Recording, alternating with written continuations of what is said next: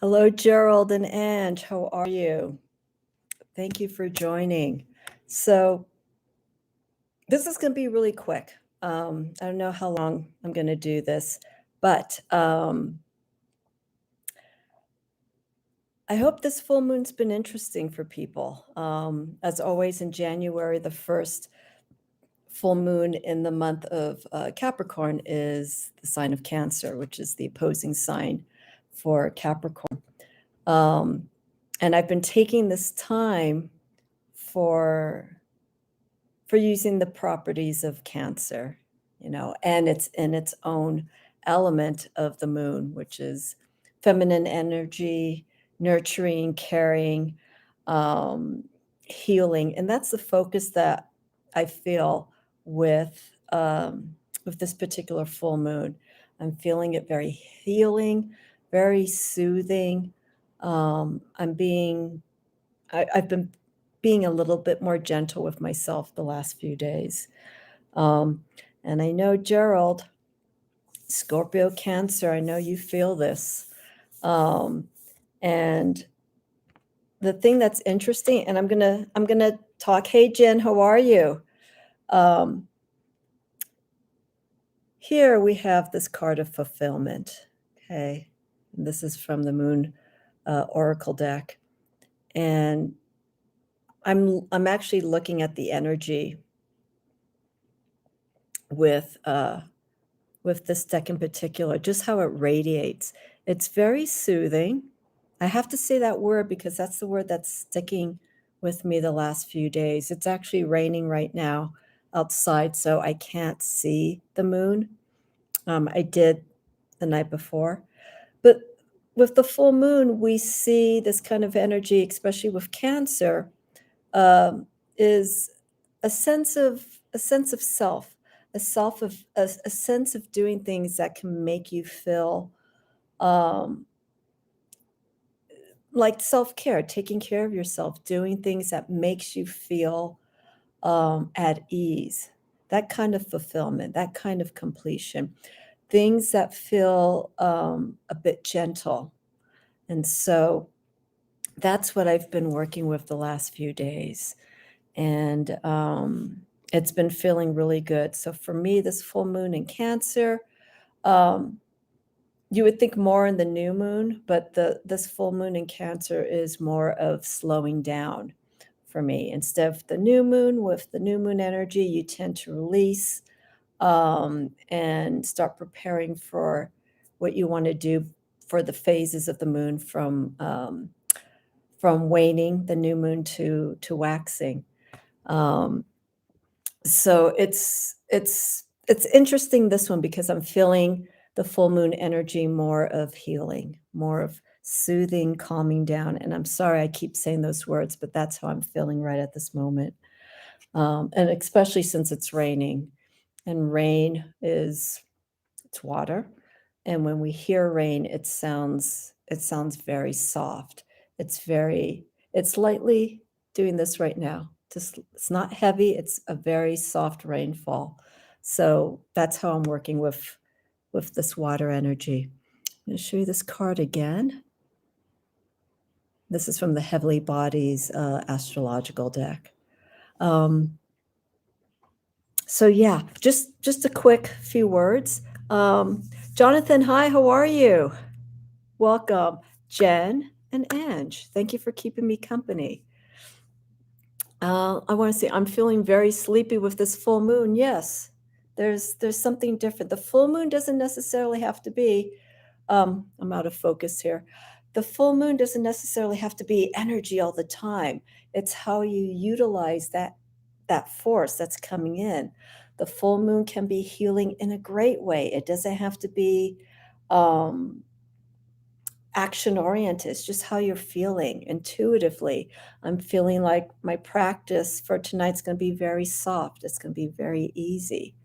And so that's how I want to work with this energy. Now we're at the tail end of this full moon in Cancer. So it's like 27 degrees, 51 minutes. So by 8 o'clock, 8 o'clock on the West Coast. Um, I think around 11, a little bit after 11 o'clock on the East Coast, we move into the sign of Leo. Now, it's still going to be in the full moon, but not at its full potential.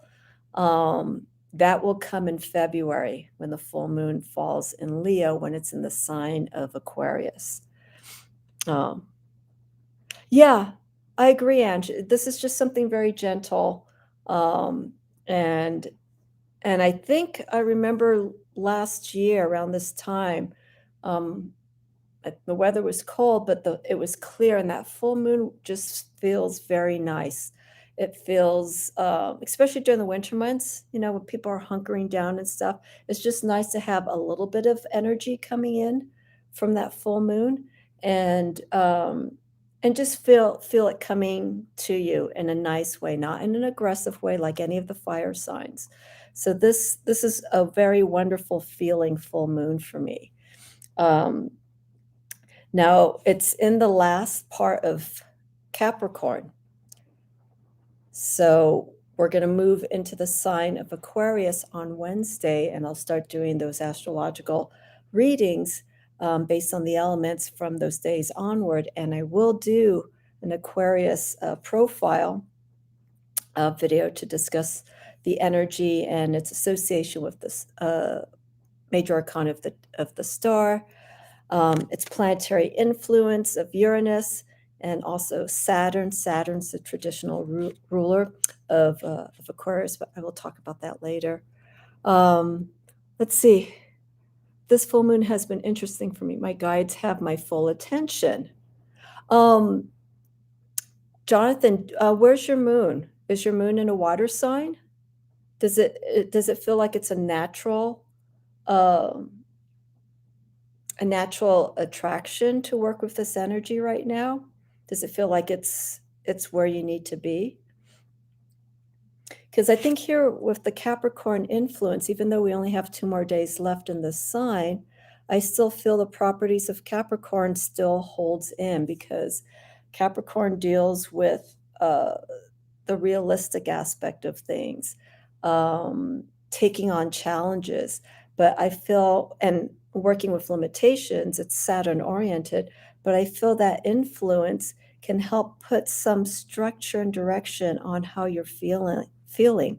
Like your moon's in Libra. Okay. I feel with this Capricorn sun influence uh, with this full moon in Cancer, it kind of puts things a little bit more into a clearer perspective. Like, this is this is where I need to be. This feels good. I need to take care of myself, my feelings, so on and so forth. Your sun is Capricorn, and your sun is, yes, that's right. I know you're Virgo. So you got two earth elements, two earth influences. Water is always good for earth signs. I spent Saturday with a friend, and Gerald, I sent you an email. I mentioned this slightly about this meeting I had. Hi, Kristen. How are you? Welcome. My friend is a triple Scorpio. This is what he was saying to me based on his chart. But he's a very fiery Scorpio. Lots of drive. He has to have some Leo in him because he's fully expressive of his energy, and he lets people know what he's doing, and he's very assertive in that way. Nothing stops him. What's interesting too is your ascending is Taurus. Okay. That keeps the grounding too. Virgo and Taurus, the earthy influences for your chart. He was saying to me the one thing that he had problems with is he can't surrender. Okay, this is my friend, triple Scorpio. He can't let go. And so I was thinking, I said, you know what? He's in his late 40s. He's on a roll right now. Things are working with him. him and his girlfriend. They're traveling. They have a YouTube channel and they're doing a lot of promotion, and he's on a roll. He's really driven. He's that desiry, passionate aspect of Scorpio. He is there all the way. And so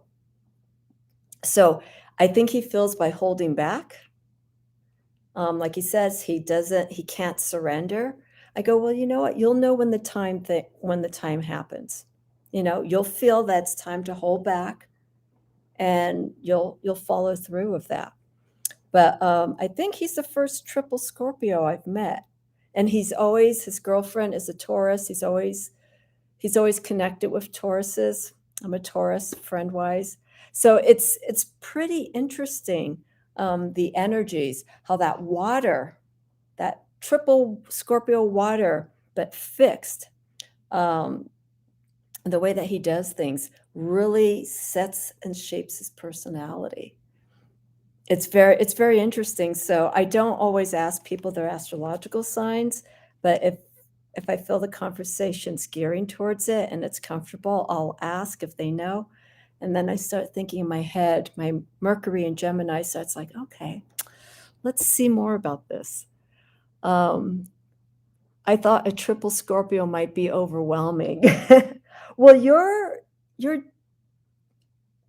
are you double Scorpio and Cancer, or are you Scorpio and double Cancer? I always get those signs mixed up for what you were stating to me, about your background, astrological background. Um, Kristen Louise, I think I was switched an infant because I remember you saying this. You were saying that you don't feel your signs. Your Scorpio Sun, Aries Moon, but then again, I don't know much about astrology. Um, Double Cancer. Okay. Okay. So, I want to address Kristen's question or comment, but Gerald, really quick, do you identify more with the Scorpio or Cancer? Since you're double Cancer, how do you feel? Because some people, even though you have your sun sign, um, you can still feel not like your sun sign and feel more like your ascending sign, like Jonathan for being Taurus, or whatnot. My ascending sign, I feel more like, because I attract that particular sign, that kind of energy into my world. Um, but yeah, you know what, Kristen? I I think the best way to just understand, because you said you don't know much about astrology, is just read up. Just read about the basic um, backgrounds, the characteristics of your signs. Scorpio, Aries, that's fire, water. Scorpio and Aries, because of that, Scorpio's passionate way of doing things, even though you may not feel like that, and that Aries is also driven. There could be some other influences within your chart that may outweigh those particular signs. That's how I feel. So I do come across people who say that they don't feel like their signs, and it could be other aspects of it. I'm not an astrologer, but I'm just basing it on what I've read and talking to people and getting feedback from them. I'm starting to feel, as I get older, I'm beginning to feel a little less Taurus and a little bit more like my rising sign. So, we grow, we shift, we move into these different aspects of our lives. So whatever's going on in our life right now, we may lean more in the personality of one sign, um, more so than and less than the other, if that makes sense. Um, let's see here. You're Aquarius rising, but I know nothing about Aquarius. Yeah, yeah. Kristen, I think that's the best way to do it. Just start looking up the characteristics, because I think once you start looking into these signs and their properties, their elements, you'll start seeing some connection. And again, because I'm not an astrologer, I can't interpret charts very well. You may again be more emphasized with one sign in your chart, like either your planet, maybe your Mercury, your Mars. See where your Mars is. Mars dictates your how you do your actions. Mercury is how you communicate with people. Um, and the moon is obviously emotionally how you feel and how you react to things. Um, let's see, Jonathan. My husband was born 3 months premature and was supposed to be Virgo, but was born a Gemini. But he's more Virgo than I am.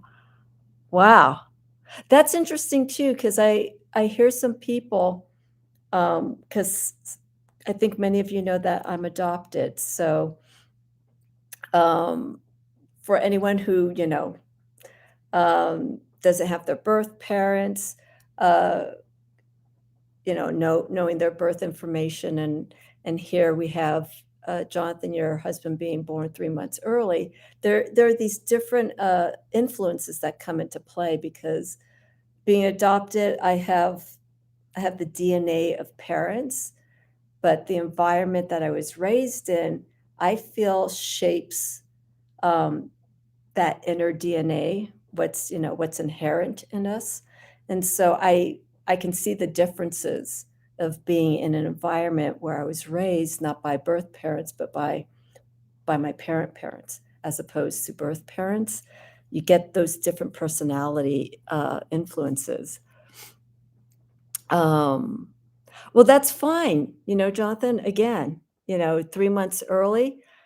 I feel that the time that you are born, that's it. It doesn't matter if you were supposed to be born on a certain time or day of the month. The universe, the powers that be, said, this is the day that you are going to come to this planet. Hi, Pepper Jackie. And this is where your life begins, that moment that you come out of the womb and you start crying. That's the beginning of your life. Let's see. That's a difficult question to answer. I have my Scorpio in control because of my Cancer. Okay. My Cancer is so intense, I can't imagine what I would be like without. Mm. Yeah, it does. Gerald, it does make sense because I feel the Cancer calms down. Remember, Cancer is the mothering, it's more nurturing, it's more sensitive. Not that Scorpio isn't, but Scorpio is all about, they want to get to the point, they want to get there. Um, And also, Gerald, we have for our generation, for all our Gen Xers that were born, I think it's like the late 60s to I think early 70s, our Neptune is in Scorpio. So generational, we share Scorpio. That's the only Scorpio I have in my chart, Neptune and Scorpio. And that influences deep spiritual practices, the mysterious, trying to decipher all of that. So that Neptune and Scorpio that you have, and many of us Gen Xers have during that time frame, and has an interest in this kind of practice, gets more, it gets more of, it becomes a little bit more serious. It becomes something more reflective of who we are. Um, but I feel the Cancer does good, even though it's a different kind of water influence as opposed to Scorpio. So that totally makes sense. Um, see, Jonathan, I tend to feel my Libra moon the most, I think. I get, I think you mean I get incisive or indecisive about things, and balance is a key focus in my life. Um, I have Libra in my chart, but only in one planet. And I find myself changing my mind. And I'm aware of it. I catch it. And sometimes it can be bad because it holds me back from moving forward. So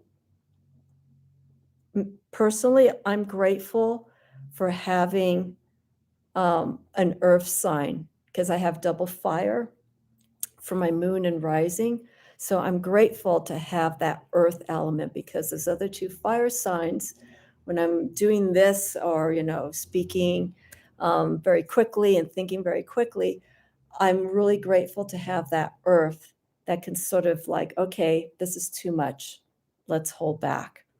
So I think when you have signs, even though you're all water, Gerald, or if someone's all earth, I think those signs, they do play with each other very nicely because they can guide one side, one sign in a direction that is really more uh, more beneficial as opposed to maybe something that could put it over the edge. So I feel it is good to be aware and take control of some of the signs characteristics that maybe we have too much of, if we project too much. You know, if you have earth and you have quite a bit of fire like me, that earth element comes in. Capricorn, you know, that's a wonderful sign for discipline, limitations, but we also have to understand, and I always say this with Capricorn, leave some space. Don't be so close. Leave some space so that that energy can move around a little bit. It's still it's contained, so it has a place to move. Um, and then it starts expanding as things become a little bit less combustive. Let's see. Let's, let's see. Ange. Oh, that's interesting, Jonathan. I've noticed that preemies very much still represent. That's right, Ange, because you're going to nursing school. Very much still represent and embody the signs that they would have been. Huh. That's something to talk about. Jonathan, I think that's a topic right there. You know, the different plays. But for me, energetically, I feel that time that you were set to be born, even though you may be a few months early or a few months late, that was where you needed to be, right at that time. Let's see here. Sorry, I'm catching up with all the chats. Pepper Jackie, Sun Aries, Pisces, rising, Moon Scorpio. Very nice. I get along with earth and water signs the most. And your sun, yeah. I mean, the opposing energies, fire and air, again, earth and water, they complement each other. And I'm a proponent on opposites attract. You know, I look at past relationships or interactions that I have with people, and I always, even though I tend to gravitate more towards the fire signs to their energy, there are times that too much. And I want to, it's like I want to find someone who has water, someone that's a little bit more calming in the sense, a little soothing, a little bit more moving more from here instead of here. 'Cause I can get burned out by people's energy if I get involved in it, because I get caught up with it, like my friend this weekend. We were both talking and the excitement was there, and I caught myself a few times, um, taking on the mannerisms. You know, he gets right in your face, and he talks with his hands, and he's really expressive, and I'd reply back the same way. It's like, "Oh, yeah, I totally get you. Yeah, yeah, yeah." And I'm doing this. Very, very influential, um, when you have that kind of energy. But it's coming from the heart, even though I know he has fire in him. Um, so Pepper Jackie, you said Sun, Aries, rising, Pisces. So we got 2 water and fire, Moon and Scorpio. Um, if you have a minute, Pepper, how do you feel about those signs? How do you feel about those placements? Where do you feel that you connect the most with? Because I know you say you get along with all earth and water signs the most. Let's see. I think that Libra moon airiness balances out the earthy Virgo Taurus. Um, yeah, because the moon, Libra air, I think emotionally for Libra, moon in Libra is very good because of what you mentioned. Um, because Libra, even though it deals more with harmonizing with relationships, um, on the social aspect, I feel that that moon in Libra, that moon does create a little bit more of an emotional clarity as to how to deal in certain situations with other people. Um, and so you have Virgo. So Virgo, we have Mercury, but Libra's Venus. So again, Venus influence of Libra deals with you know, the comfort and uh and the interaction. You want For me, I feel that Libras are people pleasers. They want to make people feel comfortable, but only to a certain extent, because Libra wants to do what's fair, again, balance. Um, but at the most part, I feel with some of the Libras that I've met, they tend to go a little bit, maybe more so out of their way to make sure that people um, are are in a place where they feel comfortable, they have everything that they need either for work or an emotional, but sometimes it can be a bit too much. And that's where that balance needs to come in. It's like, don't forget about yourself. Don't forget about taking care of yourself, Libra. Don't worry about everyone else. They'll figure it out. Um, oh, thank you, Jen. I did even catch. Um, how Kristen Louise, how granular should calculate your chart? Um, what's Kristen, I'm sorry, I don't understand. How granular should calculate your chart? If I do by city, is it different than if I do by I don't know what you mean by granular. That could be a typo. Um, hi, Lady K. Um, but I think I get the gist of what you're saying. If I do by city, is it different than it's always the city, and I think, with some astrologers, if how versed they are, if they go into a certain neighborhood, maybe they could read more into it, but what really determines the specificity, of where you're born, let's say you were born um in Los Angeles, but in a suburb of LA County, like Burbank or Glendale, the coordinates of where you were born will give a little bit more information. Like when we're born, we don't get the coordinates of exactly where we were born in that place. We get the city, and that's about it. But if you find the hospital or the home that you were born in, or the desert, if you were born out in the desert, or any place like that, if you know exactly where you were born, you can find those coordinates, and then that could possibly give some more detail into your chart. Let's see. See, that's interesting, Jonathan. My son was 11 days late, which made him Capricorn instead of Sagittarius. Someone did his chart and half of his signs are Capricorn. I mean, here's another thing, Jonathan. How do you feel he associates? I mean, I don't know how old your son is. I'm assuming he's young, but with your knowledge of what you know about the signs, do you feel that your son leans um, more with the influence of Capricorn with a little bit of Sagittarius in there? Because that can happen too. Um, depending how close you are to the cusp or something like that. Um, so that's like people who are cuspies, right? They're born like a day before. And that's another thing, because if you're a cusp baby, like Virgo, Libra, right? Or any of those signs, like that changes dates every few years. So let's say you were born May 20th, and the year that you were born,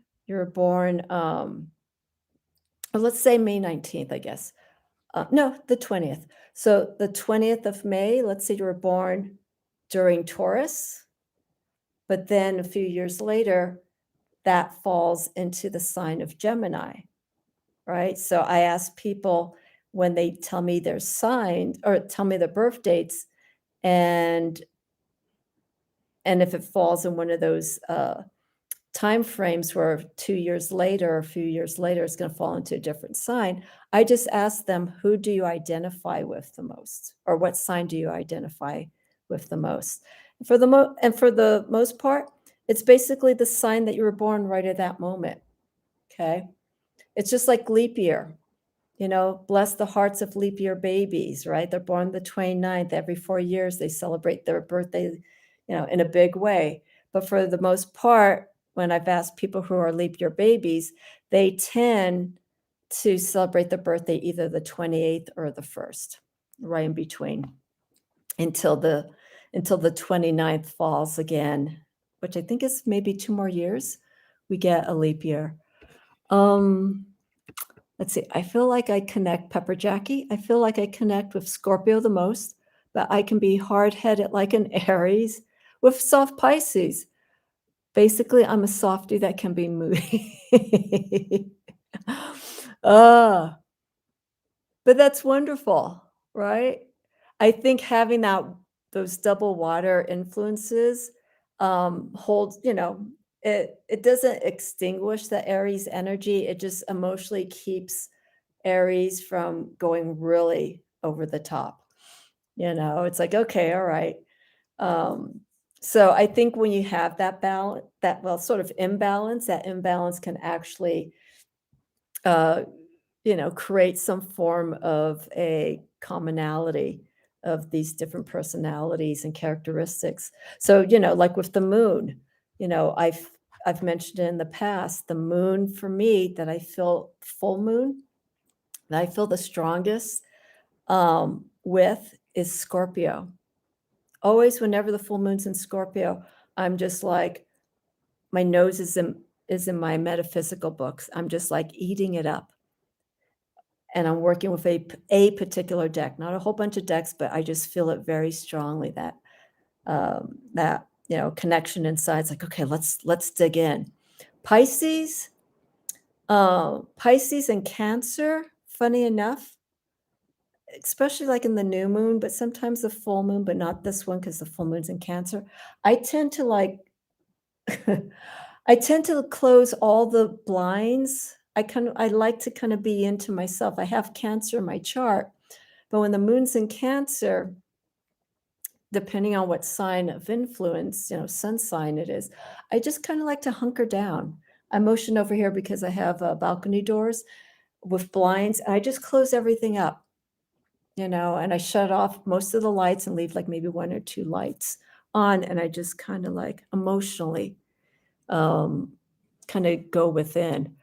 So yeah, it's a spiritual moodiness, I should say, not anything more emotional. Just spiritually, I kinda wanna be to myself in to that sense. Um, let's see here. Thank you everyone for the chat. This is wonderful. Um Hi, Brianna. How are you? Thank you for popping in. Okay, I am catching up here. Uh, Lady K, I love your emojis. I love them so much. Um, oh, you were born in Oakland, California. Oh, sorry, Oakland, sorry, Pittsburgh. My chart is different depending on whether I do Pittsburgh at large as opposed to Oakland. Um, Again, find the coordinates. If you know exactly where you were born in that suburb or in that neighborhood, that district, that can maybe play a difference. I don't know how far of a difference Oakland um, is in the specific area of Pittsburgh, but if you find it, there may be a little bit of a shift. I don't know if it's going to be a great shift. I don't think so. If it's just a few miles apart, um, but you can look into that and see. There's uh, Michelle Marie, Astrological Tarot, that you can reach out to. And then, of course, Julianne Victoria through the Peacock's Eyes. Both of them are highly versed astrologers. They both do Vedic and Western. Michelle's leaning more towards the Vedic astrology right now. But if you were to ask them a few questions, I'm certain they could probably pinpoint um, some things that you're feeling, like, I don't know exactly, how to identify with these signs. And I'm not pushing astrology on to anyone, but I feel if you're learning the tarot, and the tarot is a reflection of who we are consciously and subconsciously, um, you start learning more about yourself, you can't help but have that astrology creeping in, and it's like, okay, I want to know a little bit more. Why do I lean a little bit more with this kind of personality? Or I do things in a certain way. The tarot can guide you because you're sending this energy and the guides through the cards, and they're reading back of what they're feeling from you. But astrologically, um, I've mentioned this too before. Astrology is always best for predictive. I don't do predictive readings of the tarot, but if you want to get into the nitty gritty about who you are, get your chart done. Get your chart done, and you'll be surprised. And again, we go through different phases in our lives. Like I have my chart, and it was done. I have quite a few charts, but it was done like maybe 15 years ago. And some of the stuff that I was reading in the chart, I was like, this doesn't make sense. But as time went on, it doesn't make sense because I haven't reached to that point yet in my life, and especially with the outer planets. I think the only planet that will have retrograde in our lifetime, I think is Uranus. I think, I could be wrong.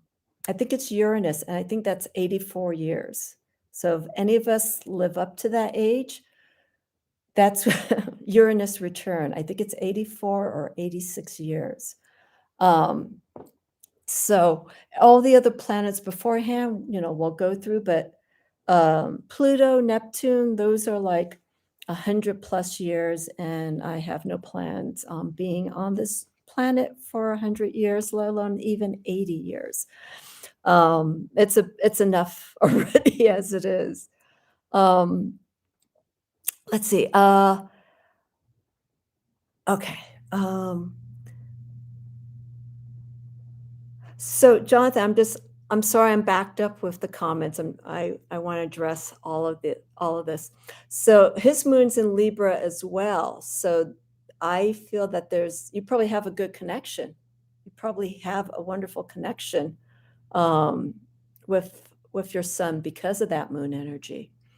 The moon is emotionally how we connect with people. So if you feel like there's a natural attraction or some synchronicity when you're speaking to someone, there's a good chance that that person has a similar moon or element of that moon as you do. So for instance, if your moon is a water sign and you're connecting with someone who has a moon in a water sign as well, that could be the relationship of where it's going.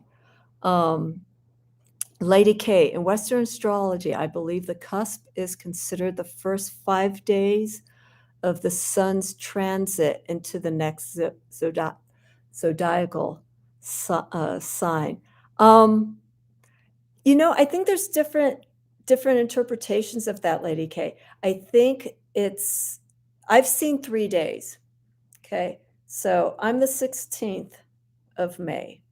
And so I'm the third decan of that month. So I'm right there almost towards the end of that sun sign of Taurus. So I lean maybe a little bit with Gemini tendencies, but I don't fully feel I am Gemini sun energy. So I think it depends. The decans break up the monthly astrological signs in 10. So 0 to 10 starts from the ending of the previous sign cusp. So so we're January. So our 0 to 10, our first decan for the sign of Aquarius is going to incorporate January 20th to, I believe it's February 19th. Okay, that's the full month. So the first decan would be from January 20th to I think either Feb 20th, I think to the end of the 27th, 28th. Second decan will go from the 28th, 29th. I'm not certain of this because I don't have it here in front of me just to double check. The second decan represents that first week of that astrological sign, so the first week of February. So you can look at your signs in that sense. You could break them up into 0 to 10, 10 to 20, 20 to 30 degrees of each month. From the ending of the previous sign, going through the full astrological sign to the end of that astrological sign where it starts to cusp into the next. But if you do 5 days, that's one way of doing it. But I stick to like probably three days before the sign ends into the next. Okay, that just spun my head right there. Let's see. Let's see here. Yeah, that's what I was saying, Jonathan, Oakland, California, but she said Pittsburgh.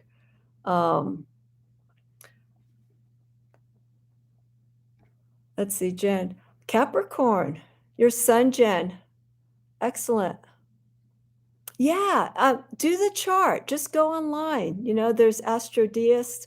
There is, I haven't looked at these sites in a few months. There are all these other astrological charts online. Just make sure you know the exact time and the place, of course, where you're born, and then you could just play from there. There is different styles of charts. There's the whole sign, the Placidus, Koch,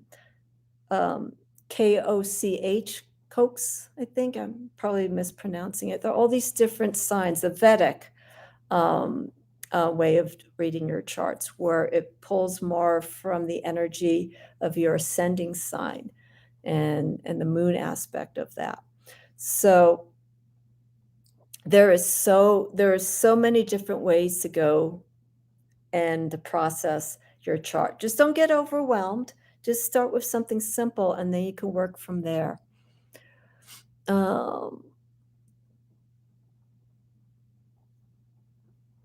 Yeah, Gerald, I'm not an astrologer, but I think the more specific you can get, the better. Yeah, the more information you have, I mean, there are astrologers that they can do a chart reading, where if they don't have the time, they can still do your chart, but there's going to be more of a wider spectrum when it comes to pulling the information together. It's not going to be exact, but at least it's a starting point. That's a good question, Jonathan. I want to see.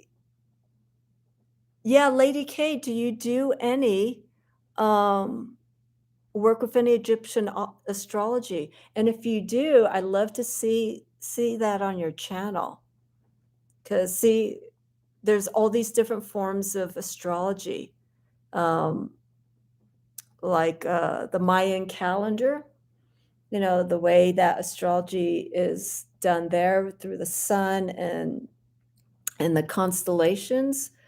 That forms a different form of astrology and reading the signs and constellations, so on and so forth. There is so much to learn, and that's why I don't want to overwhelm myself with astrology as much as I love it. But I've come to the conclusion that I think I said this anyhow recently, that if I decide to do astrology, I would have to stop the tarot. I'm not going to forget about it, but astrology is a form of science. It's a spiritual science. And so I'd have to be completely focused with that. It's also mathematical in certain aspects. And that's something that math was not my best subject, but it's that it's that dedication. It's very involved. So my heart, my mind just explodes with awness with people like Julianne Victoria and Michelle Marie, where they are versed in Vedic and Western astrology. It's so much. Pepper Jackie, my advisor in college right now says astrology isn't valid. He is a cusp Virgo Libra. I l- let's see. I love reached over on his desk and moved his coffee mug 1 inch. The look he gave me was priceless. Oh, that's very Aries of you. That's hilarious. Oh, lean, not love, yeah. Oh, that's hilarious. So he caught your move, Pepper Jackie. That's cool. Well, then he catches it. He understands. Um, let me see here. Oops. Debbie 777, hello. Um, oh my chat just skipped a whole bunch. Let's see. Uh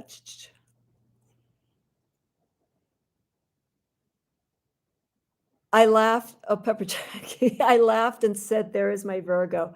He moved his cup back too.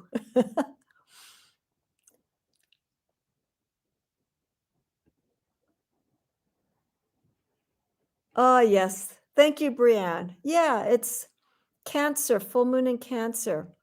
Everything emotionally, just, keep it lighthearted. Um, let's see. Thank you, Pepper Jackie, for mentioning that. That's appreciated. The problem I have is that I was born in a house. You were born in Mexico. And back then there wasn't an address, and my mom has no idea how to get my exact location of birth. Oh, wow. Um, oh, I think it doesn't have to be the exact address, I would say, Jonathan. I would say just the town itself, because I think, let's say let's say I was born on a street and a home, um, on a certain street in New York, and then 5 blocks away, someone else is born. It could be like north, south, east, west, those are the coordinates too. They were born maybe 5 blocks east of where I am or northeast. I don't know if it would be that much of a difference. That's one thing I've been curious about. And I think that would be also an interesting topic of discussion is um, location when it comes to astrology. Location based on where you were born versus where you are currently living. So I'm wondering astrologically, and there has to be an answer to this, that where you're currently living, if this is the place that you need to be, or is this a place that you could see that there could be potential changes going on? Again, that's based on the signs and planets in your chart. And it's something that I've been thinking about recently because of things that happened a few weeks ago. Wondering if this is my my place, because I've always moved around quite a bit, and I'm hoping before I pass on that I find a place that I can set roots, and not have to move for a while. Oh, yes, you're not going out because it's raining. Mhm. I'm not, let's see, Lady K, I'm not as well versed in astrology as my mom was, but I think the 5-day cusp is antiquated from 70s astrology. Yeah, I think when you look at, but I think there's nothing wrong with that. I think it's, even though it could be old school or a traditional way of looking at the astrology, I would still be open to exploring the 5 days, the last 5 days of a sign, and seeing any similarities to um, to the sign's placements when it comes to it being on a cusp. I wouldn't rule it out entirely. Again, it's what what you connect with. If you feel that you're, um, like the 19th of May or like those 1 or 2 days before, transitioning into the, next sign. Some people feel it. Some people feel like they're more of the fall of the coming sign than their current sign. And it's just, I guess it's just how things, have worked for them and their behavior and the way that they do things. They feel more versed towards Gemini, which I don't feel at all. Maybe a little bit, but not entirely. Um, I find for Brianna Love, I find for my ascending sign, if I change the time by 20 minutes, I go from a Sag to Capricorn. Um, but that's cheating because you were born exactly at the time that you were supposed to be born. But like I just said, you can maybe pull in some of those qualities of that sign that you're moving in or the sign that could be moving out. So if you're a Gemini, you may feel some influences like a cuspy, but born during the time of Gemini. You may feel some energy of Taurus, or the previous sign like Capricorn for Aquarius. You may lean a little bit more towards Capricorn tendencies. I've changed the time. I'm not sure if I was born at 20 past or 20 to the hour. Okay. That happened to me when I was doing my chart. I thought I was born 4:15 in the morning. And then I finally found my birth certificate and I was actually born 4:10. And funny enough, okay, um, I'm kind of I'm kind of blushing to say this. When I'm late, sometimes to meet people, I tend to be 10 minutes late. If anything, I tend to be like 10 minutes late. And I'm like, no, that has nothing to do with the time that I was born as to why at times I could be 10 minutes late. My sense of perception of time, going back from the time I was born. Um, Jonathan, have you looked into the Real Sky Astrology System by Julie Cusio Watts? I started looking into it and I didn't for whatever reason. Because I believe the way she uses her system is quite a bit different because I remember seeing her tarot deck. And Julie, if you're watching this, there's no disrespect.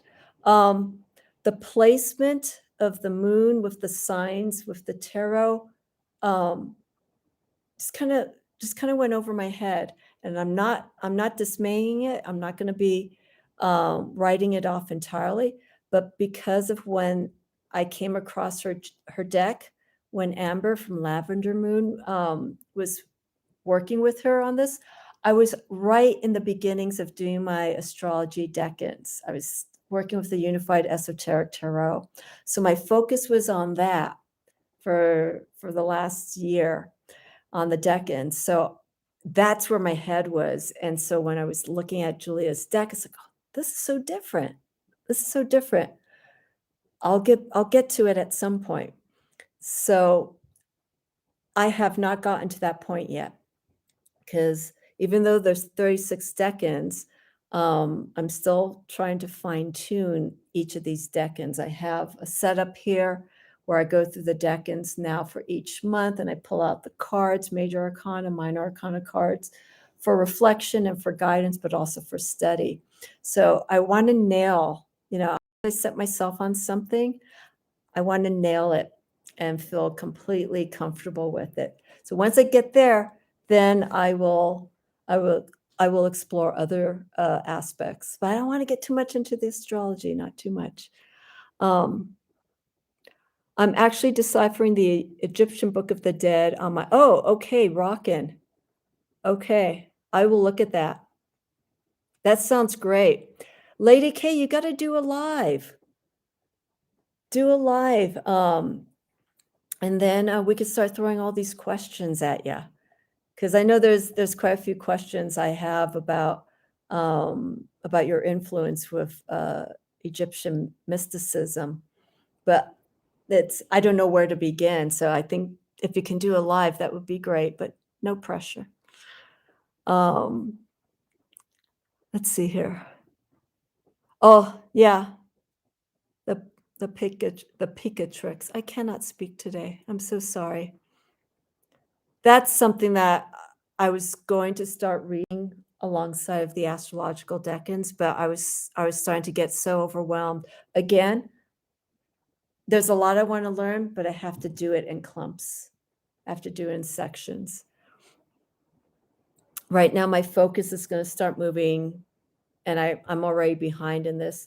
I wanna start focusing on the tree of life with the Kabbalah, with the Guild Tarot. So that's going to be my next thing that I'm feeling strongly about. Let's see, Jonathan, I backed the Egyptian star. Okay. Oracle on Kickstarter. I'll look at that. I'm not buying any decks. I'm not buying any decks, but I'm gonna take a look at it. Yeah, Spirit's making his little uh what's the word I'm thinking? Cameo. Jen says hi. The Egyptian star system uses latitude and longitude and elevation to figure out when the star Sirius rises for its yearly cycle, to figure out the rest of your chart. See what I'm saying? There are so many splinters of astrology that to really encapsulate all of that, that it's never ending. Just like with the tarot, there's going to be different systems that people um, will be creating based on their study and their experience of working with the tarot for decades. Like Attila from the Unified Esoteric Tarot, his deck incorporates the traditional planets, but also the outer planets in relation to the tarot and the tree of life. It's complex, so we have there's more nuances that widens the knowledge that we can get in merging the astrology aspect of the signs and the planets with the tarot. See, my mind's already doing this right now. It's just like I get these aha moments. And Jonathan, you just gave me another aha because now I'm going to want to look at this and read about it. See. Oh, Brianna, you yeah, it's fine. You know, if you're not certain of your exact time of birth, if you can sort of get a guess estimate, um, I mean, the placement of the planets and the signs, especially for your rising sign, it's really important. Um, I believe it's like every 3 to 4 minutes, that, the degree changes. So if your ascending is, like, close to a cusp, which I have with my 12th house, um, which is, in the sign of Pisces, but it was very close to Aries, and I was very surprised to find that out. Um, so, it's going to differentiate. So 20 minutes is a long gap, but, if you can work with the time frame, just kinda, if there's some cusps that are showing up in your chart, just keep in mind that that's going to fluctuate, based on the time that, you just have to work with.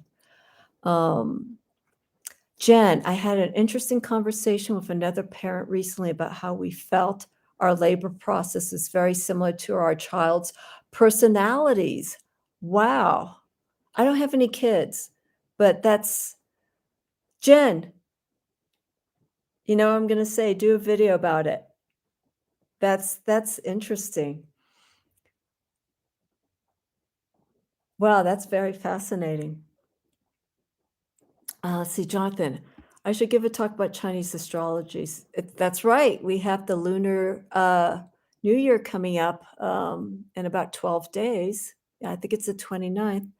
And Jonathan, can you correct me? Is it the tiger? Are we going into the year of the tiger for 2022? Um, yeah, year, month, day, hour. Even though I was born the year of wood rabbit, my personal sign is actually fire dragon. Wow. I'm I'm trying to think. I think I am either earth or fire sheep or ram. It's one of those two.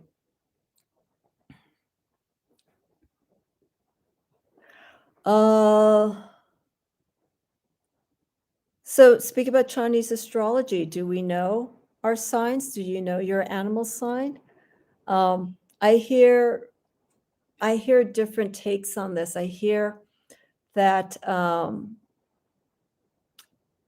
the year that your sign is in is not it's not your best year. It's usually the years that are after.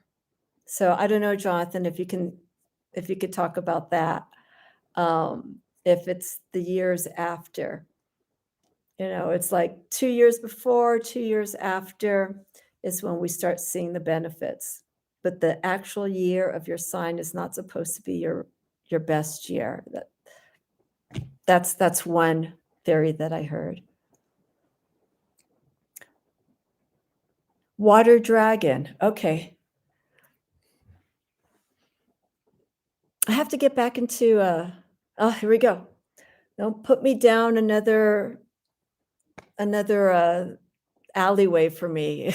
I'll go into Chinese astrology. I probably will, knowing that the lunar New Year's coming up. I'll probably start looking at it and just seeing um, what my sheep ram characteristics needs to be looked at. I have a feeling this year is going to be not extremely, but it's going to be challenging this year for me. So that may be a little much, but I'll see. Let's see. In Vedic astrology, my moon is Pisces, not Aries. Yes, you are backed a sign depending on where you are. So I'm trying to think, my sun sign for Vedic actually stays as Taurus. But I think if you're cusp, even though they read specifically Vedic wise for your moon, depending where that sun is, you can actually be the previous sign. So for Vedic astrology, speaking with Julianne, Victoria, and also with Michelle Marie, I am Taurus, but my moon does go to the previous sign, which is kind of I'm sorry, not moon. My rising goes back to the previous sign, which was kind of interesting because I don't feel any of that energy as a rising sign. Aspasia rising, and Beth. Hello, Beth. Nice to see you here. Thank you. We got Wood Horse. Oh, your sun stays the same because you're a cusp of Sag. Okay. Yeah, because that's like with me with Taurus. The later you are in Vedic wise with your sun sign, like if you're like 26 to 30 degrees of that sun sign, astrologically, that's your sign. It doesn't jump back to uh let's see, if you're a Scorpio, like 26, 28 degrees, it doesn't jump back to Libra. That's Scorpio for you.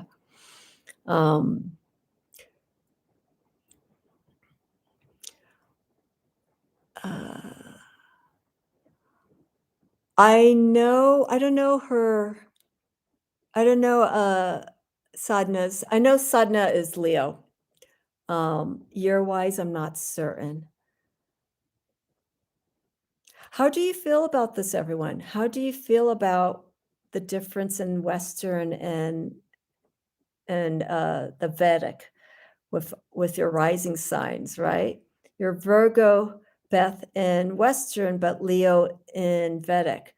How do you feel about that? How do you feel when these shifts come in? Like I said, my rising sign, which is a fire sign, it back it, it goes back a month into a water sign, and it just feels it feels so different. And I expressed this to Julianne Victoria. It's like, well, because of this and that, she went into details about it, but I truly feel more of that fiery aspect um, when it comes to that rising sign.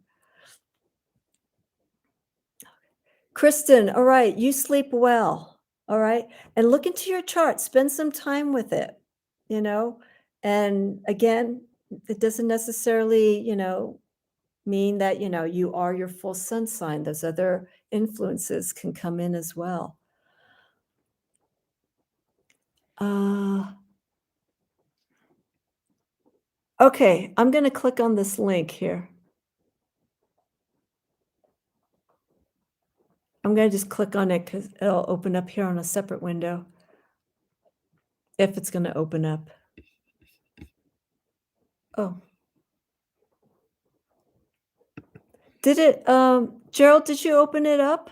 Um, it it says that the link isn't working. Oh, wait, here we go. ChristineFontaine.com. Okay. I'll look at this, Jonathan. I'll look at this and see, how our lunar, New Year is gonna be looking like, for at least for me and for the rest of the year. Thank you for sharing that. Thank you. Let's see here, what else? I think I got everything covered here. I have a very good friend who studies FedEx, so she's not hearing that I'm a Virgo. But I personally feel much more Virgo, but could be because that's what I've always. Yeah, see, that's what I'm saying. I I think too, again, let's just look at our charts and let's just see where everything else is, playing an influence. Is there more of a heavy emphasis on water signs? Less, astrology goes down to elements as well. We got to see where all that energy's being worked on the most, where it's being held back. If there's more air, not enough fire, there's gonna be maybe some blocks of movement for getting things done in certain areas. There's so much to take into account. Like, and I think in an hour, I mentioned, we're gonna be in the full moon in Leo. And so here we go.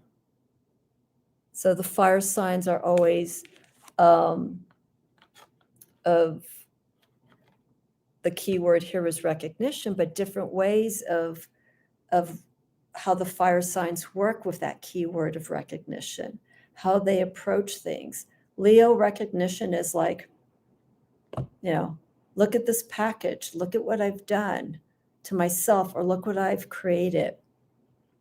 It becomes more outwardly. Fire sign full moon in Aries. Aries is about moving forward, and that's how their recognition gets pushed to the forefront. They get recognized for how they approach things, how they do things, how they get things moving. Sagittarius, full moon in the sign of Sagittarius. It's all about taking risks, being adventurous. What's beyond the horizon? They see the horizon, they know it's there, but they want to look past it. And so I feel with Sagittarius, the full moon of Sagittarius, recognition comes from the experience that they get. It's almost self-recognition when they're exploring different things. They're also a sign of knowledge, understanding. And And by understanding, certain influences and and that are in that environment for Sagittarius, it becomes part of who they are. They learn a little bit. They like to explore different cultures, learn out of the ordinary things. And so that's an example of recognition for the sign of Sagittarius, but the moon in Sagittarius. Let's see here.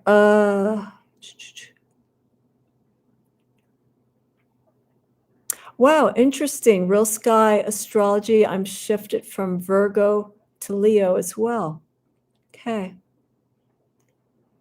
So I'm wondering if Julie uses I don't think she uses Vedic, but I think she uses a different system that places these signs in it goes back a sign. I'm a fire horse with pig rising, but I'm not confident in my birth time. It could be horse rising. You're not certain of your birth time, Gerald?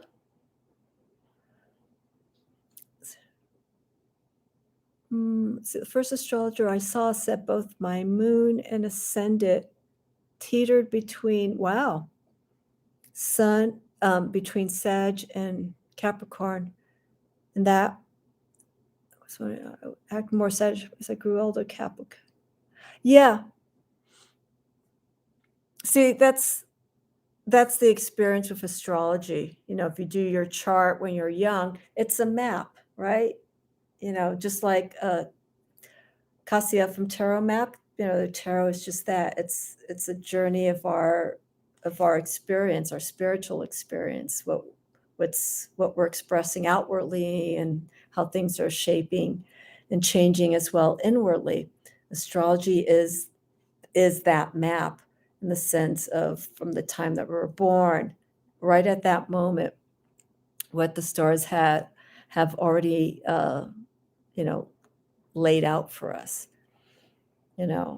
And not everyone's chart is going to be to a T. You can see a chart where maybe it's leaning more towards prosperity and abundance in work or in certain aspects, but that person's life may not have been in that direction because it's choices that they made. It's not like they're looking at their chart and they're like, oh wow, abundance is going to come in. Excellent. But you have to make those steps. You have to make those efforts to make these energies happen so that at least we could start seeing signs of these shifts, of these abundance. Abundance can be spiritual, material, or just emotional happiness. Okay, so Jonathan, she uses Egyptian style astrology. Okay, so I'm going to have to visit that avenue because that's something completely different. And I will put that in a little container there and get to it as well. Maybe when I make a trip to Egypt, I'll start exploring all of that so I can understand more. Let's see. Okay, plug in main page. Jonathan, I'm reading your comment. Get your year, month, day, hour. Okay.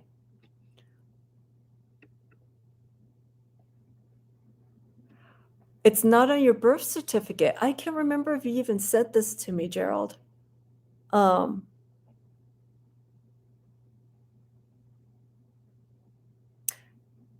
Is there a way you can contact the hospital or other sources?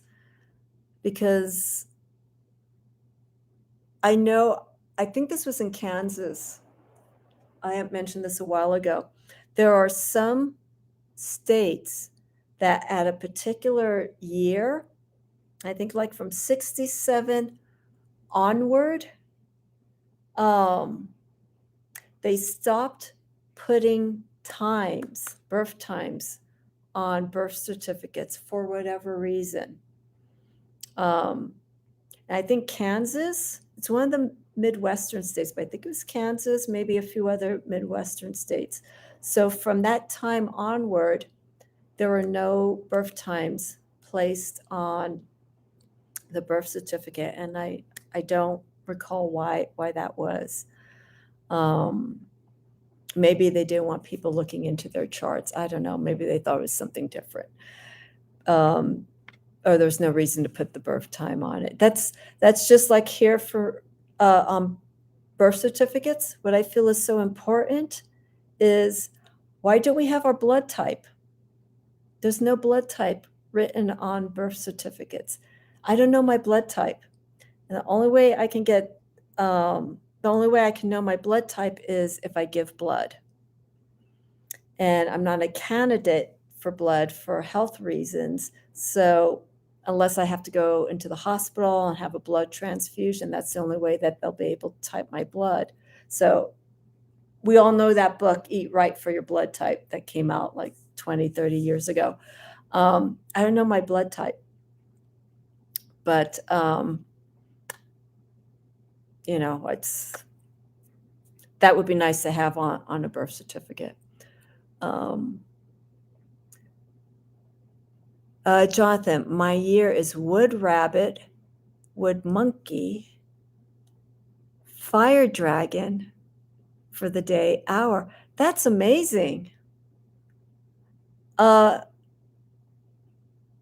Jonathan, get back to me when you can with the email that I sent you. Let me know how your schedule's looking. But this would be wonderful to know more about, because I did not know it breaks down to, I know about the year, but I didn't know it breaks down to the month, hour,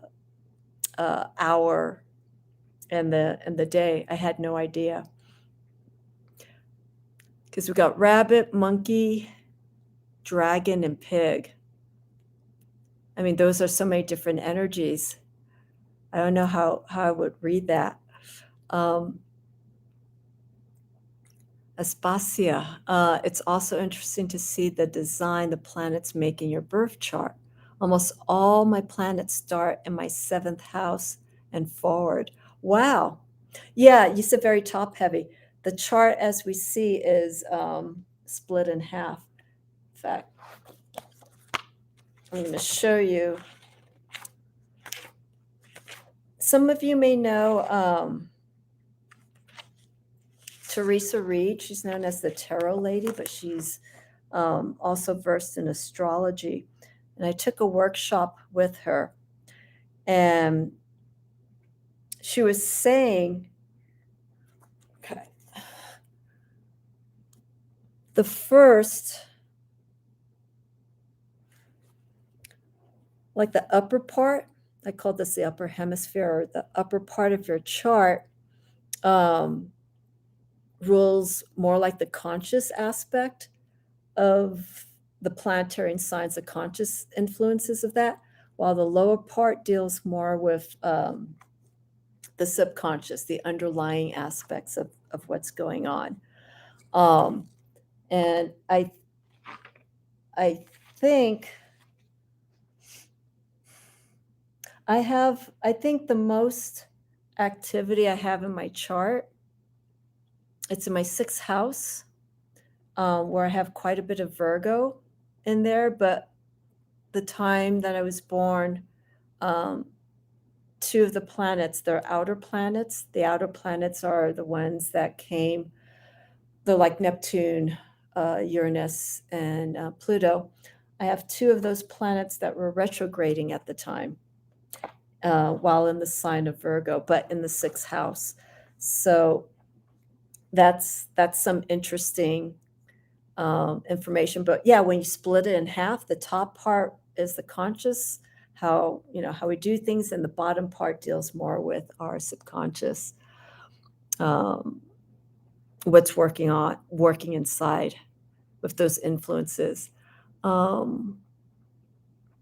Let's see, Jonathan, I don't know my exact time either. My mom just had a wind-up alarm clock next to the bed, so it's just after 9 p.m.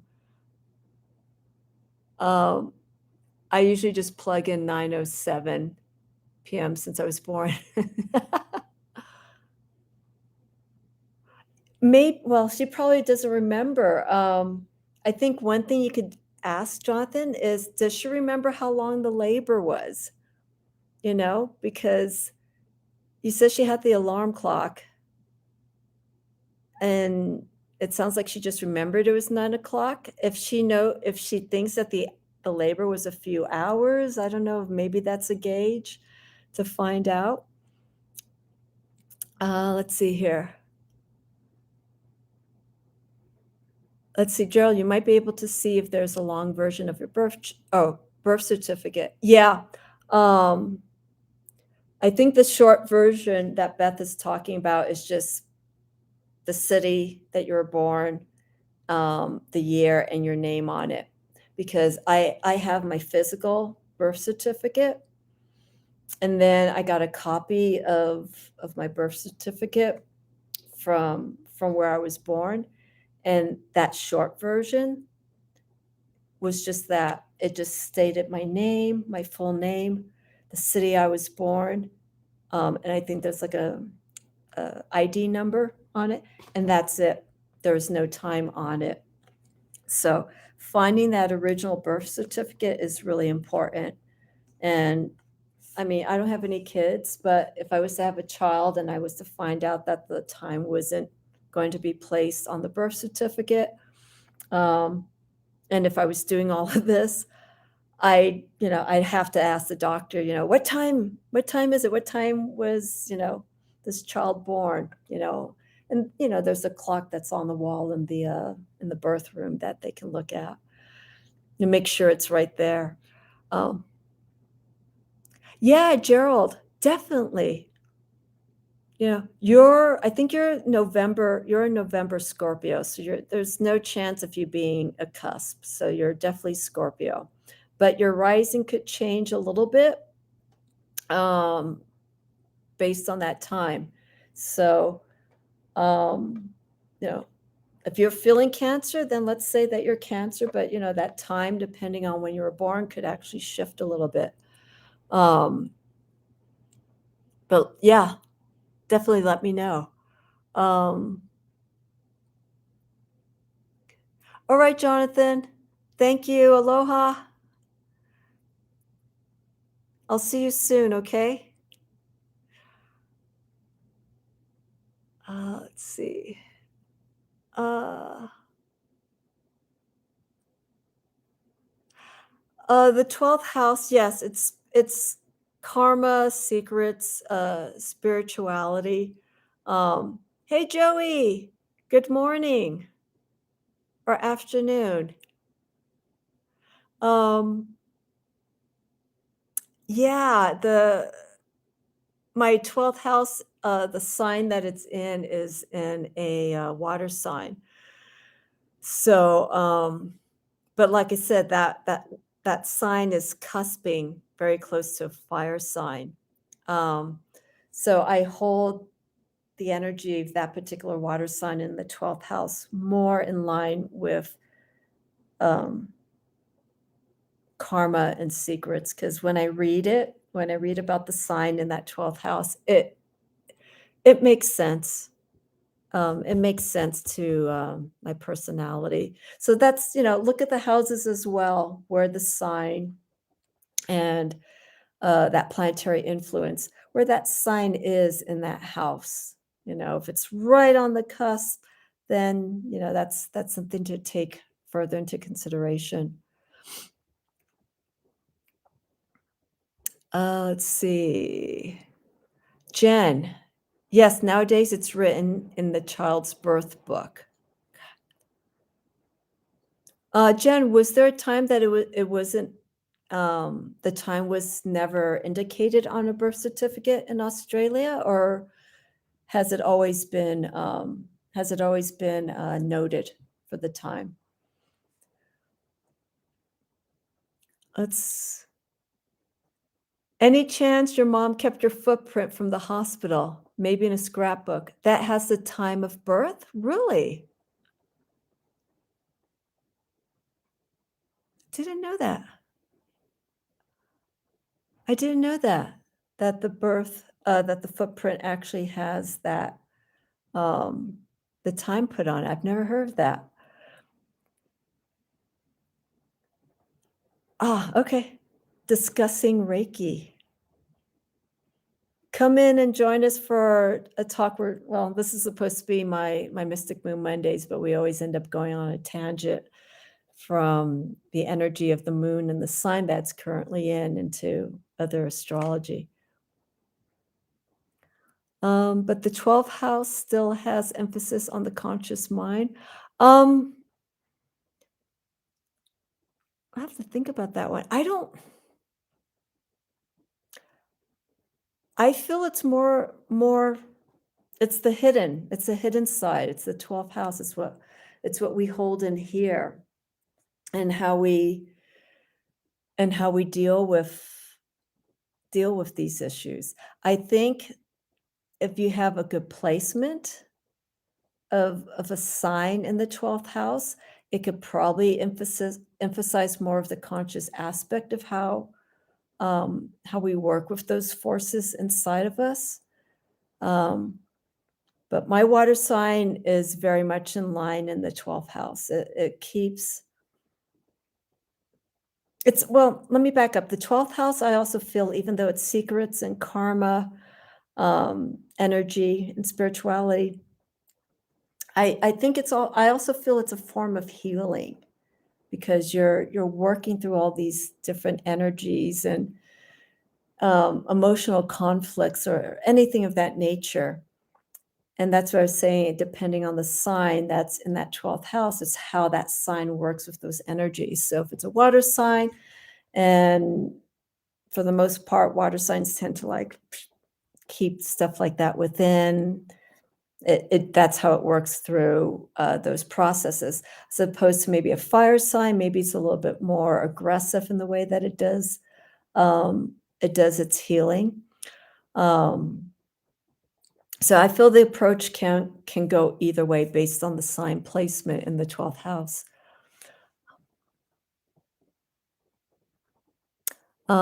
Jen, I've never seen a time on a birth certificate here, but I'd have to ask my parents. Wow. Okay.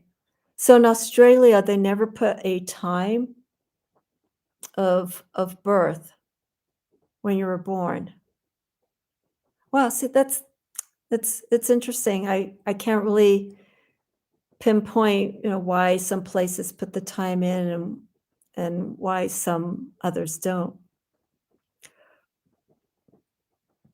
Uh, I wish I could see the moon, Lady K, but we're getting rain here. So um, you missed our conversation earlier. We were talking about the soothing aspect of the full moon in Cancer, which I'm feeling. And I'm also enjoying hearing the conversation because emotionally exchanging these different perspectives with everyone. I don't know, it feels good. You know, you're feeding my emotional soul right now, everyone. I'm looking at my notes. Moon 11 degrees in Capricorn. Okay, so I would say you're a true Cappy. Mars 5 degrees in Cappy, both in the 12. Okay, so wow, so you got Capricorn. I wrote down, but I don't get it. You got double Cappy in the 12th house, 5 degrees Mars. Um, Water, earth, fire, earth. Well, think about the qualities of Capricorn, right? In the realm of the 12th house. I don't know why I'm not being focused. The structure of the way Capricorn does things, right? It tends to be more goal oriented and getting things done in a certain by a certain time. And in a certain way, uh, I feel Capricorn, out of all the earth signs, is the hardest working sign. All the other earth signs work hard, but they work differently. Virgo has that influence of Mercury, so their work ethic comes more from the thought process, the analytical side. Taurus um, is ruled by Venus, so their work ethic is, they is for one's own well-being, for health, but as well as Virgo. But Taurus influence comes more with finances, security, and so the way that Taurus works with that energy, it's, to maintain it, to keep it, to have it be there so that nothing falls off to the wayside. But with Capricorn in the 12th house, I feel that maybe this is a good placement for dealing with any past actions. I think also too Saturn is also that planet for Capricorn that deals with karmic energy as well. So I think um, the way that we deal with those influences, hey, sweetheart, um, of 12th house uh, karma and secrets, we want to get through, but don't also be hard on yourself.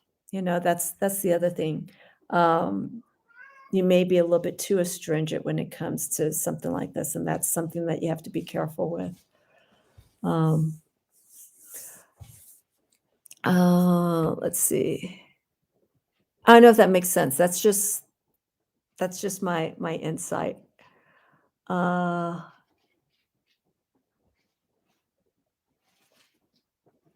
Beth, I was in immigration and we use birth certificates, right, for documentation. Very few countries note the time. Wow. That explains why when I do readings and I ask what their birth signs are, what their sun is, moon, and whatnot. They say they only know that they were born in the month of January. They don't have a time of when they were born. These are like in some of the other countries. So obviously that wasn't of importance.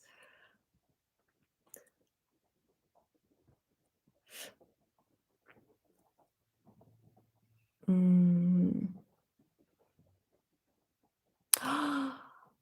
Joey, you're by the mountains of Fatima where they had the vision of Fatima. Wow.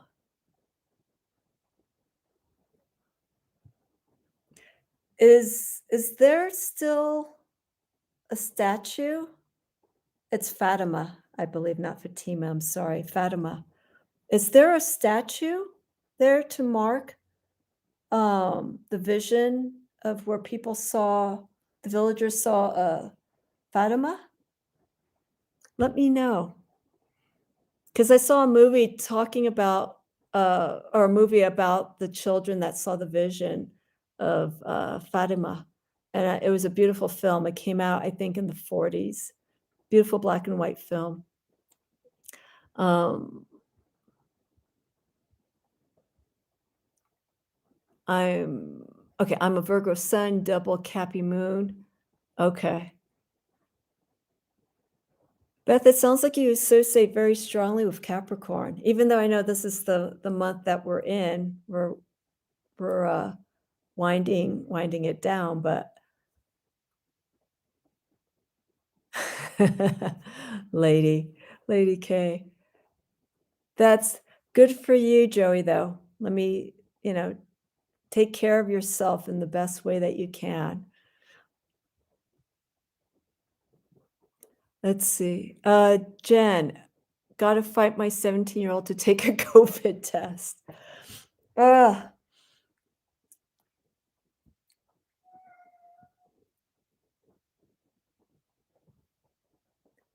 It'll be easy. The test, it's have them do it. It'll be fine.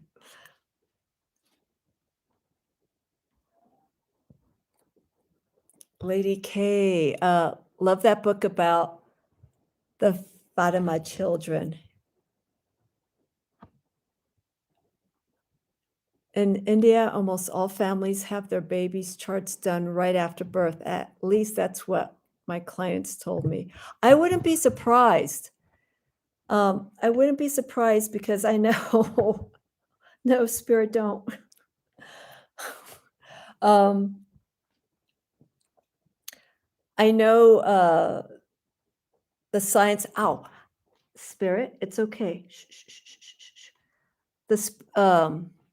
The science of Ayurvedic healing medicine, is very important in India, as well as Vedic astrology. I wouldn't be surprised if some of the governments use, some of the, not the governments, but some of the powers of government in India use Vedic astrology. Okay, Jen, you got it. Thank you for coming in and keeping us company. I'll wind this up because I'm realizing it's a little bit after 8 o'clock. Um,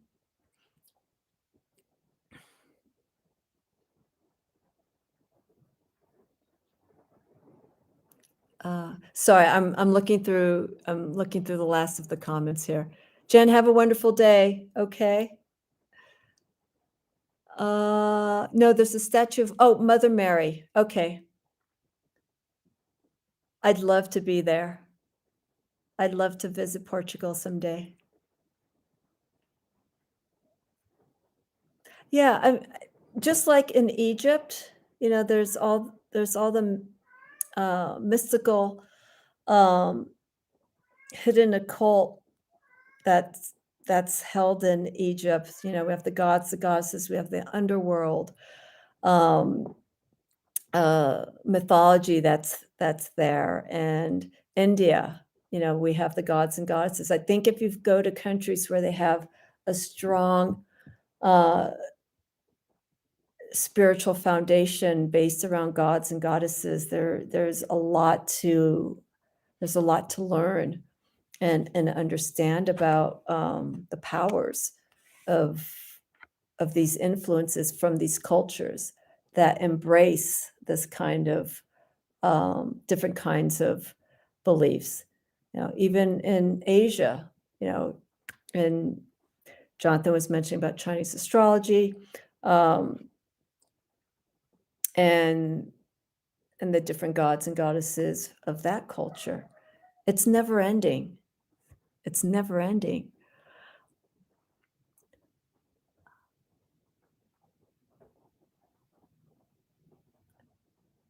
Yeah, Lady K, the I cannot remember. I think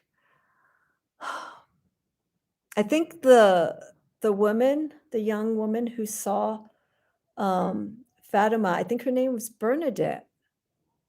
Was it? Or am I confusing the child's name with someone else? Because I think she was,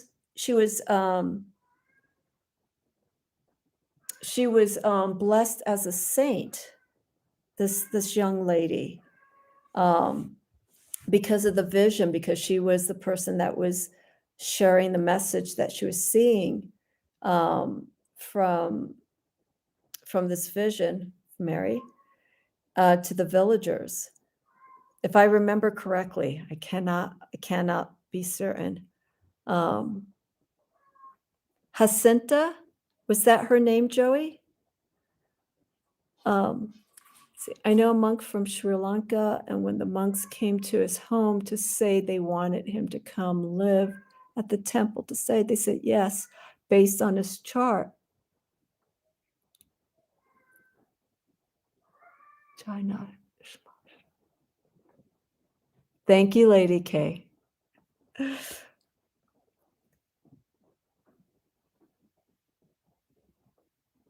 Oh, Bernadette, thank you. That's right. Was from Lourdes, the Ords. Okay. See, I'm confusing where these sightings were seen in various countries. Um, I know in España, Portugal, and I believe also in France, also in Italy. You start seeing um, certain clusters of countries where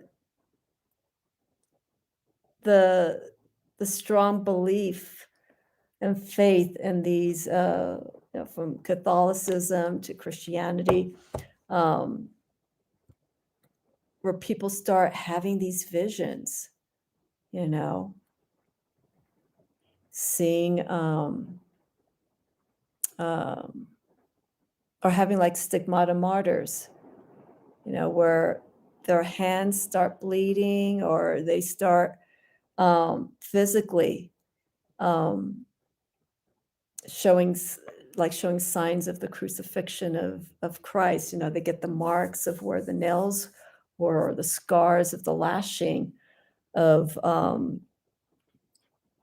of Jesus, going to uh, going to the hill to where he was going to be crucified.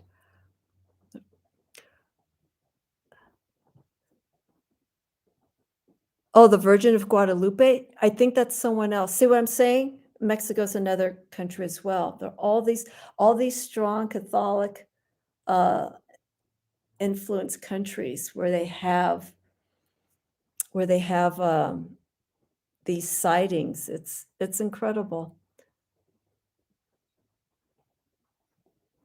But okay, Bernadette saw the same angel in France. Okay, got it.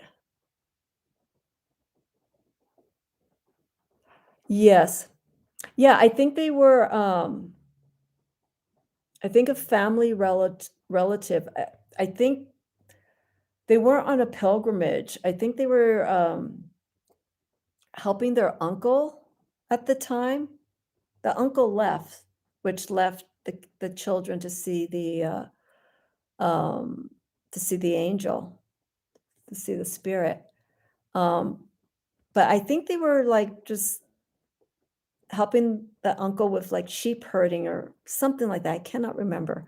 I don't like talking too much about something that I'm not clear about because I don't want to say something and I'm already getting the different um, individuals' names mixed up with the countries and the visions that they've seen. Um, it's the same consciousness. Uh, yeah, the same consciousness, the same belief, the same force that they're experiencing. I can understand that. Saint Catherine of Siena. I need to know the story about that. Something else I need to look up online as well. The villagers saw the children running backwards. Wow. Wow. And there's still incidences of this going on. There's still sightings that are coming up. We may not hear them as much these days, but it is fascinating to see, how cultures are experiencing um, all these signs. Signs show up in mysterious ways, whether it's through spirit or or being a stigmata martyr, or any of these ways that an individual is um, communicating with spirit.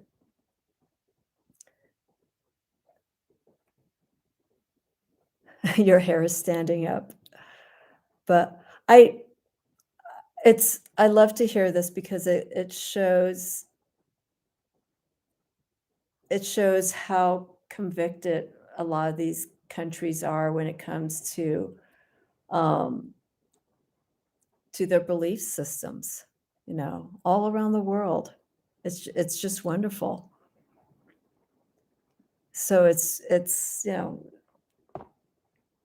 I can watch this for days on YouTube, read all these stories and whatnot, but um, yeah, I don't know if I could say any more about this. It is fascinating, and people are experiencing all these different awakenings, and these signs are that these signs um, are things that we need to be aware of, whether it's individually or through community.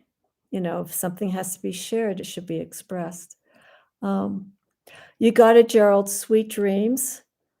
Um, I will send you information by tomorrow afternoon, and I will see you Thursday. Gerald's going to be my guest on my channel in the afternoon, this Thursday, January 20th.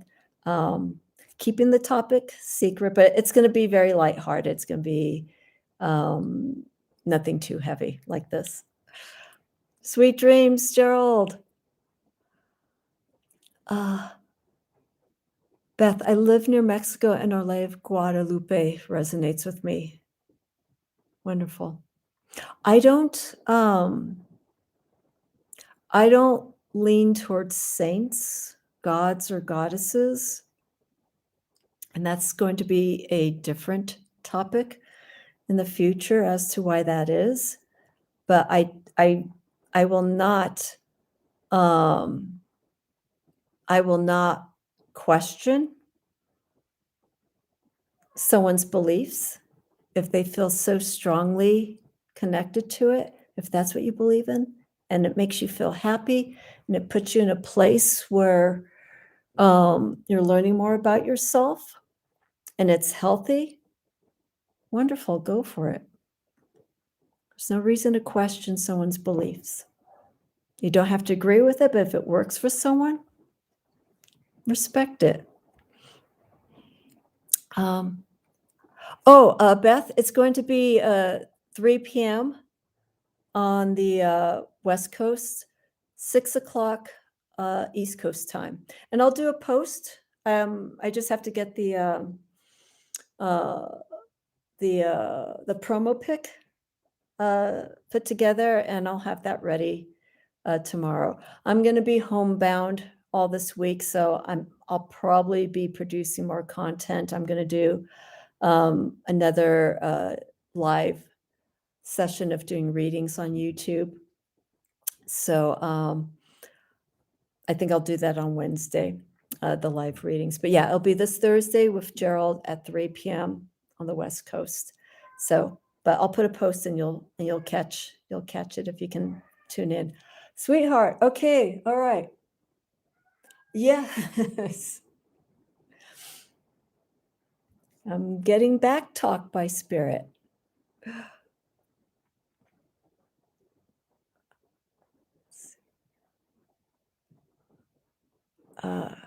Guadalupe is protective. She is like the version of Mary that is a warrior, that is a warrior the way I see it. She has stars. Number 18, she is the star card in my book, but lovingly.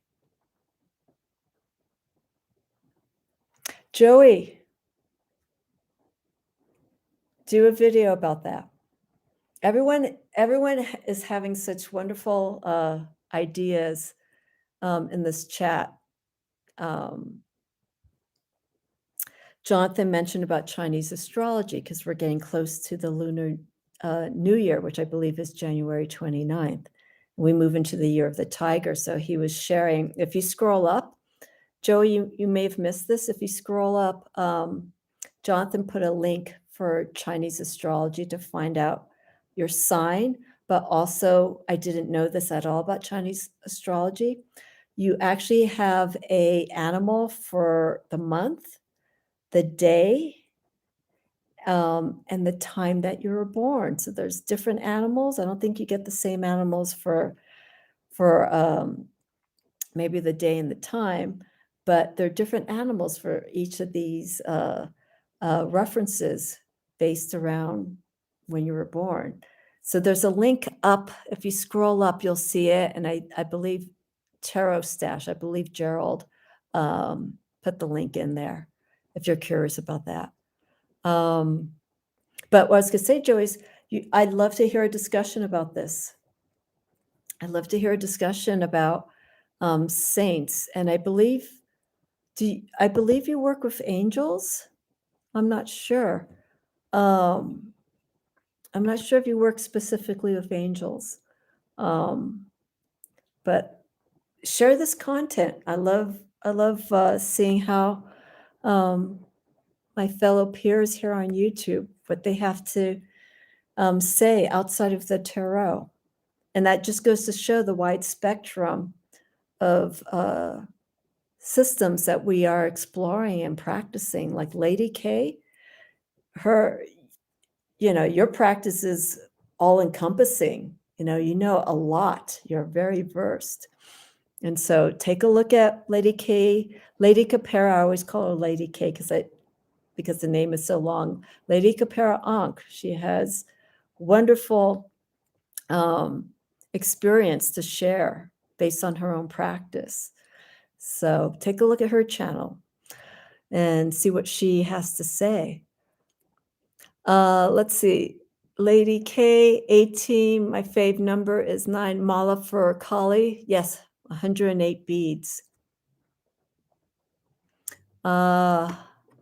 Yes, love that. I'm not a very devout person, but I do try to draw from different energies when I need guidance. Wolves, Bridget, the Morgan, Our Lady. Yeah, you don't have to be, set on one particular saint, god, goddess, anything like that. You could pull from whatever influences, forces, works with you the most.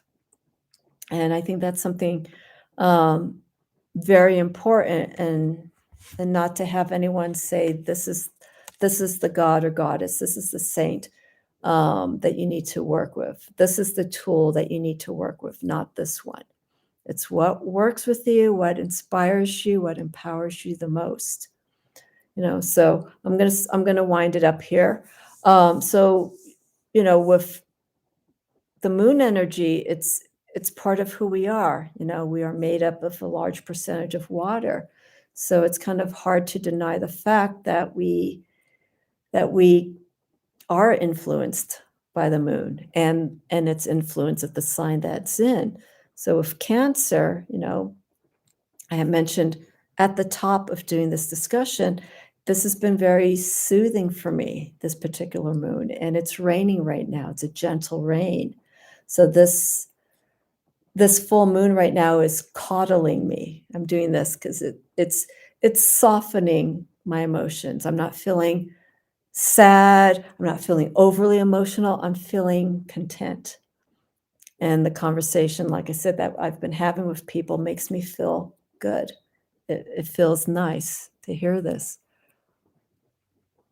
You work with angels, but I love what they said about Guadalupe. That is Mexican lore. See, I don't know. I have to read about that. Too much to read. Oh, all you beautiful people are throwing so many things into my head right now.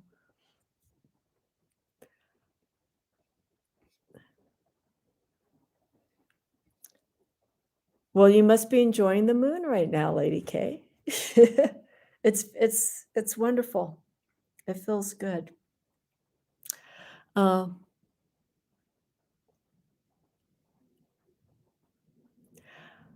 Joey, it sounds, you say you cannot shake the angelic.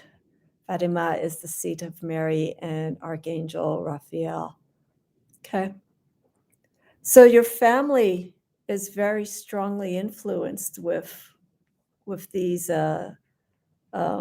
influences, especially when you're raised in a strong Catholic upbringing. There's always saints. I'm not saying that you're Catholic or Jewish or any kind of upbringing. We get those influences that even though as we get older, we may not work with those guides or those influences as we were younger, but they're still part of who you are because they shaped your perspective of how you see yourself, how you view the universe, so on and so forth. You don't have to shake it. I like the way you say that, Joey. You're like, it's shamanic. I cannot shake it. All right, hang on one second. Come here. Come here. Okay. This little monster has been biting my feet. And so, here, it's okay. It's okay. It's okay. I think it wants to sit on my lap. Sorry. There we go. Okay, now he's cool, calming down. All righty.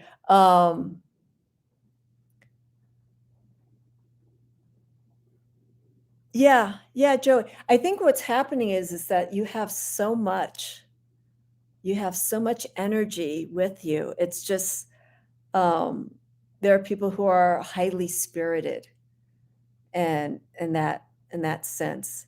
And it's overwhelming sometimes. So it's just a matter of working with those forces. Don't let it, it's not overtaking you, but don't let it overwhelm you in the sense of like how to work with those forces. I'm not a shaman, but I feel like I feel a a powerful shaman is one who knows.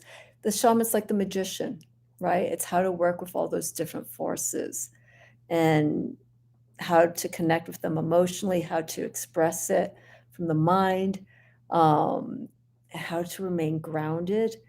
And by utilizing all those different influences, you become focused in all those different ways.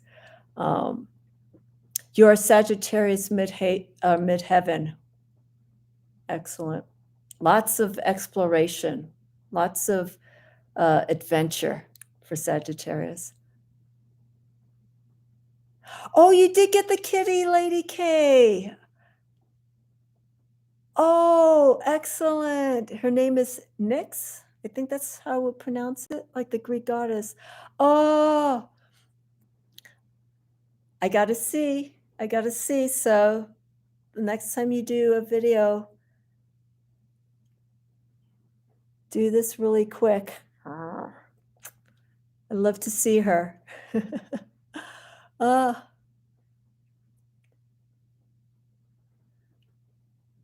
yeah, Beth. I have him here on my lap. I think that's all he wanted because he's already been fed. Ah, Lady K, really quick. Well, no, I'll find out. I was going to ask what color Nyx is. I think I'm pronouncing it wrong, so my apologies. But do share. Hi, sweetheart. Do share. I'd like to see her. All righty. So you know what? Let's wrap it up here so everyone can go to sleep, do their homework, start their day, or start reading. In my case, I'm going to have some dinner. And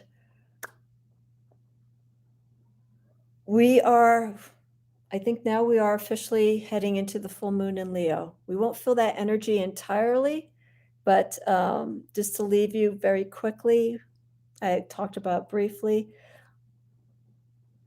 Our full moon in Leo is one of inspiration, but one of creativity and one of vitality. So we could take this energy from our full moon in Cancer, like I was saying, of providing emotional comfort and self-healing if needed will benefit us for this time. And then as we go into our full moon in Leo, okay, I'm going to show you this really quickly. Okay, so from self-healing, we get to self-realization.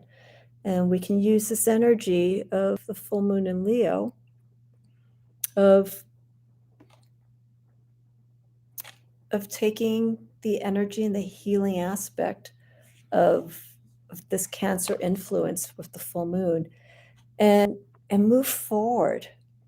Find this inner confidence and and inner strength that wherever you need to be at this time, sorry, I'm out of focus, that you can do it and you will make it happen.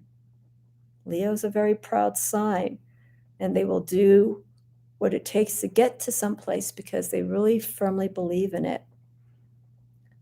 As long as, as long as they don't get too caught up with everything else that's going on and taking it upon themselves and pushing it more on them, let it be about what's needed to grow, what's needed to move from where you are to get to a better and more creative place. All right. Thank you, everyone. Brianna, love, Joey, Beth, thank you for coming in. Lady K, good night to everyone. I know everyone's gone already. Gerald, Jen, Jonathan, everyone who kept me company, thank you so much. Always appreciate this. So I will more than likely be back on Wednesday to do live readings. I do live readings. Donations are accepted, so they are greatly appreciated if you accept a reading.